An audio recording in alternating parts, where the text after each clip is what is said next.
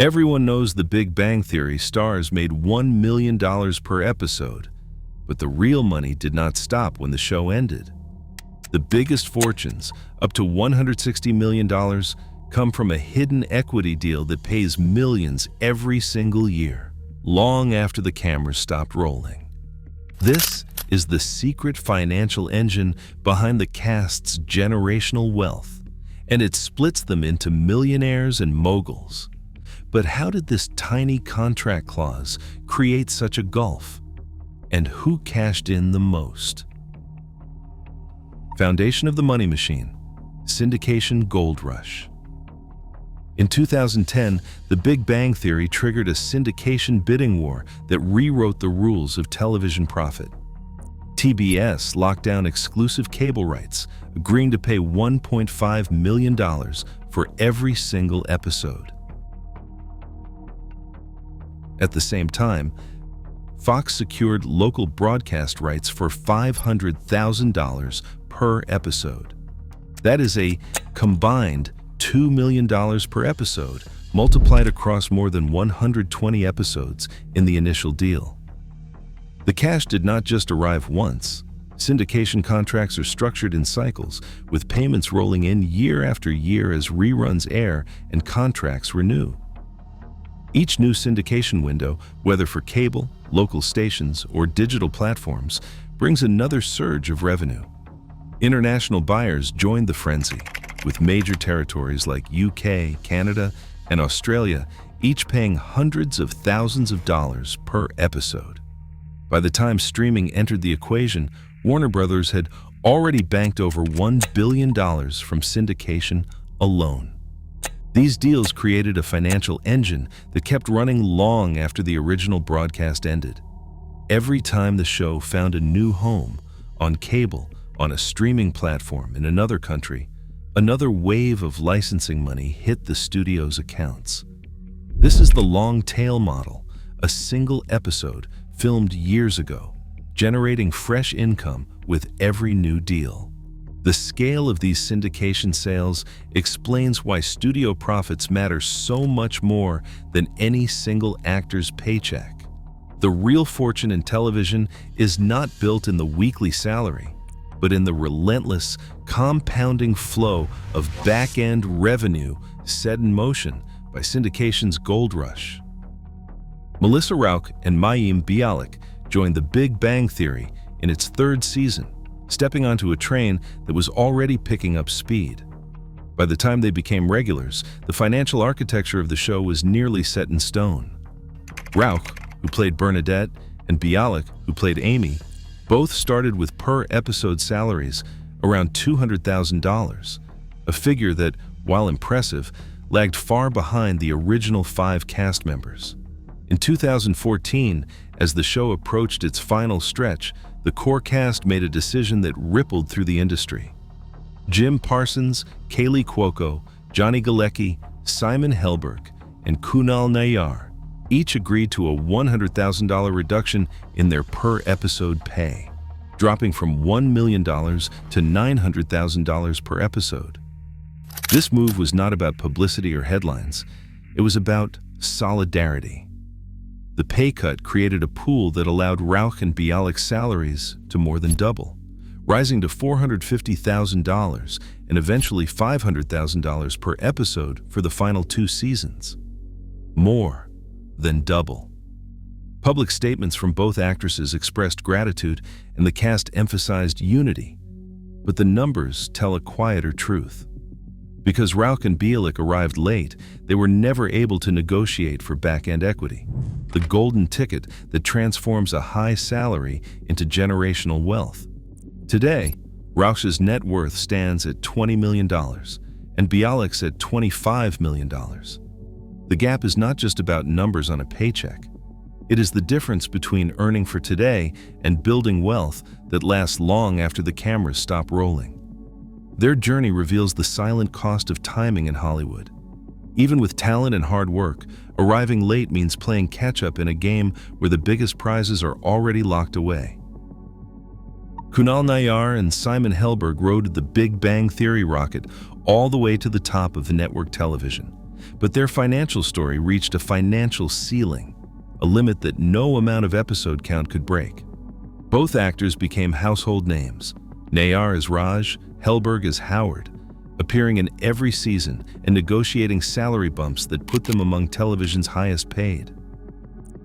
By the show's final years, each was earning $900,000 per episode, a staggering figure by any standard. In 2018, Nayyar's annual income hit $23.5 million, propelled by these peak salaries and a steady stream of residuals from syndication. Helberg's numbers tracked closely, with a net worth that ultimately settled at $55 million, compared to Nayyar's $45 million.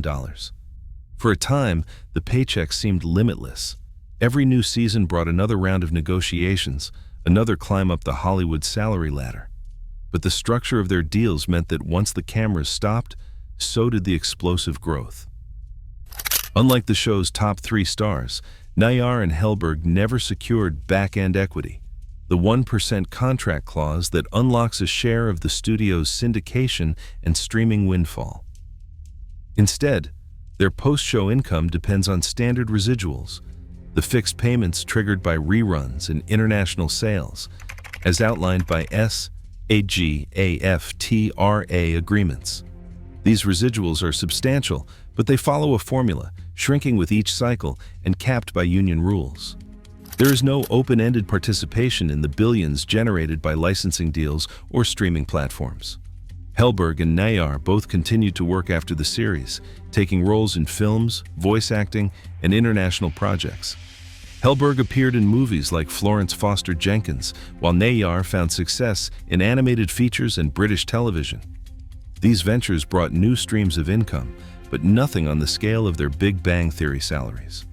The difference is clear in their net worths: $45 million for Nayyar, $55 million for Helberg.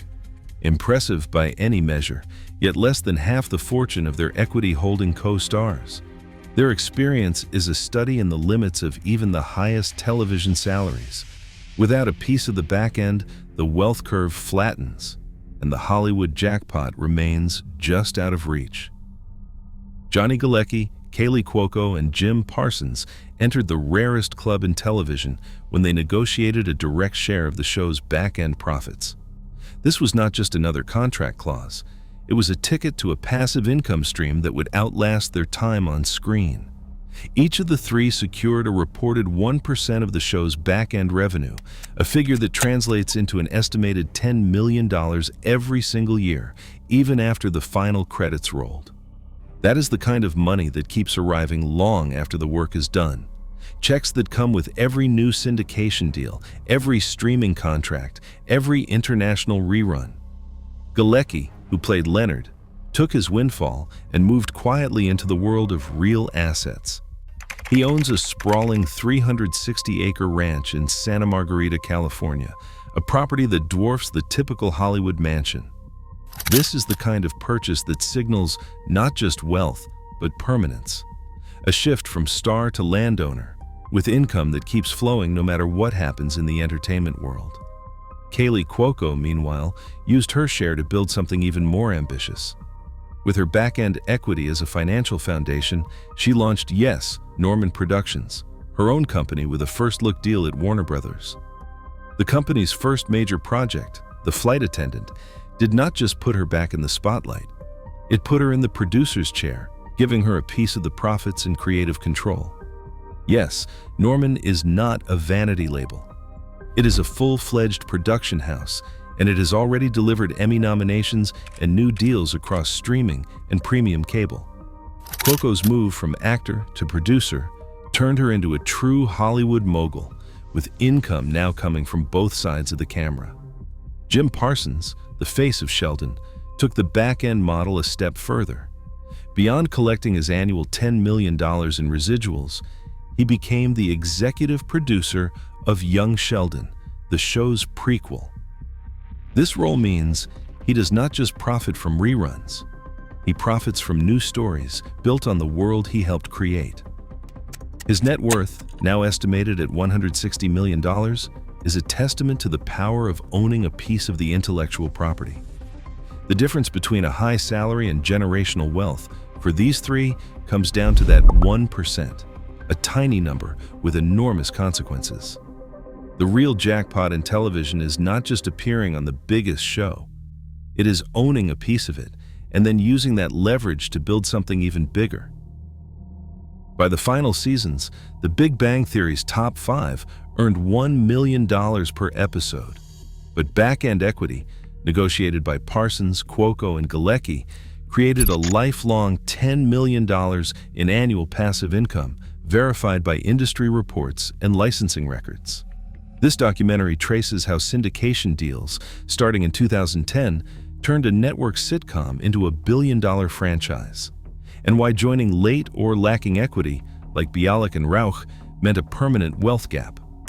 While public filings confirm net worth estimates, $160 million for Parsons, $110 million for Cuoco, key details such as back-end contract structures and precise residual splits remain undisclosed because of private agreements. The evidence shows that in Hollywood, salary brings fame, but ownership brings generational wealth. Today, the Big Bang Theory cast stands as proof that the biggest fortunes are made not on set, but in boardrooms, when actors secure a share of the profits. The real lesson is simple. In entertainment, long-term wealth is built behind the scenes.